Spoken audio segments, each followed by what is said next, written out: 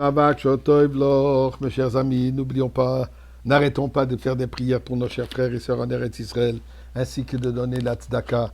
Chaque mitzvah, chaque prière que nous faisons ici, ou n'importe où dans le monde, aide à chaque juif à travers le monde. Et c'est sûr et certain que nos chers frères et sœurs, à travers le monde, et particulièrement en Eretz Israël, ont besoin de nos prières et de nos mitzvot. Permettez-moi un petit moment personnel.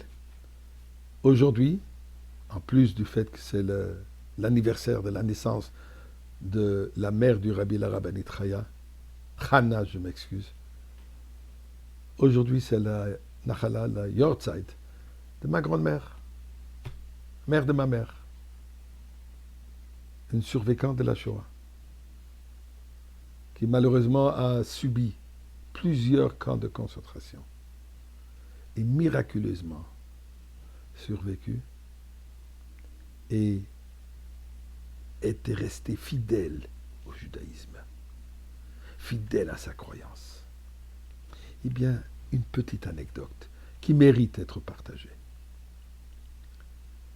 Une des amies de ma grand-mère, qui aussi a passé toute la Shoah, mais malheureusement, elle s'est révoltée. Comment est-ce que Dieu peut accepter de voir cette tragédie du Holocauste? Et un jour, elle demande à ma grand-mère, comme on l'appelait Baba, et elle lui dit, Frau Riff, en yiddish allemand, Madame Riff, nach dem Krieg, wie können Sie glauben? Après la guerre, donc après la Deuxième Guerre mondiale, après tout ce que vous avez vécu et souffert, comment êtes-vous toujours capable de croire en Dieu? Et ma grand-mère de lui répondre, nach dem Krieg, après la guerre, wie können Sie nicht glauben? How can you not believe? Comment est-ce que vous ne pouvez pas croire? Le fait que nous sommes là, ça prouve que Dieu fait des miracles. La croyance en Dieu ne dépend pas des événements du moment. Quand je vois l'aspect du bien dévoilé, là je crois. Quand à un moment de difficulté, je rejette, non, on croit toujours. Eh bien, cette idée de cette croyance, nous trouvons dans la paracha de cette semaine, quand Dieu a offert généreusement les plaies, les fléaux aux Égyptiens.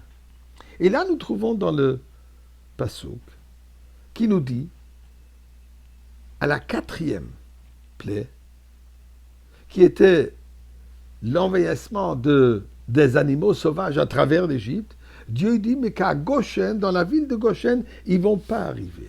Et il n'y aura pas d'animaux sauvages. Les 3 premiers qui étaient le Nil qui a tourné au sang, les grenouilles qui sont arrivées du Nil, et les poux. Apparemment, et d'après certains commentaires, ceci a été propagé partout, même à Goshen. Le Nil qui est arrivé, l'eau qui est arrivée à Goshen aussi a été transformée en sang. Les grenouilles, ils étaient là-bas aussi. Pourquoi la différence? Eh bien, il y avait 2 raisons pour les plaies. Une raison était pour détruire leur croyance, l'idolâtrie égyptienne. Une autre partie des fléaux, des plaies, était pour punir les Égyptiens. Il fallait donc que c'est les premiers 3 qui étaient pour détruire leur croyance dans leur idole qui était le Nil, ou dans la force de leurs sorciers. Il fallait montrer qu'ils sont incapables complètement. Puisque si l'eau à Goshen n'aurait pas été transformée en sang, n'aurait pas été affectée par la plaie, par la force de Dieu par Moshe Rabbeinu et Aaron, ils auraient pu dire, vous voyez, le Dieu, l'idole du Nil de Goshen est plus puissant que Dieu que Moshe Rabbeinu représente. Et la même chose avec les grenouilles. La même chose avec le pou. Si ça n'aurait pas affecté partout. Ils auraient pu dire, voyez, les sorciers de Goshen ont une puissance. Donc pour cela, c'était nécessaire que ça soit partout. Les animaux sauvages, ça c'était pour tuer les Égyptiens, pour les punir. Les Juifs ne méritaient pas de punition. Et pour cela, dans la ville de Goshen, les animaux ne sont pas arrivés. Eh bien, nous prions à Kadosh Baruch Hu. Détruis déjà. Déface le monde entier. Des animaux sauvages sur deux pieds.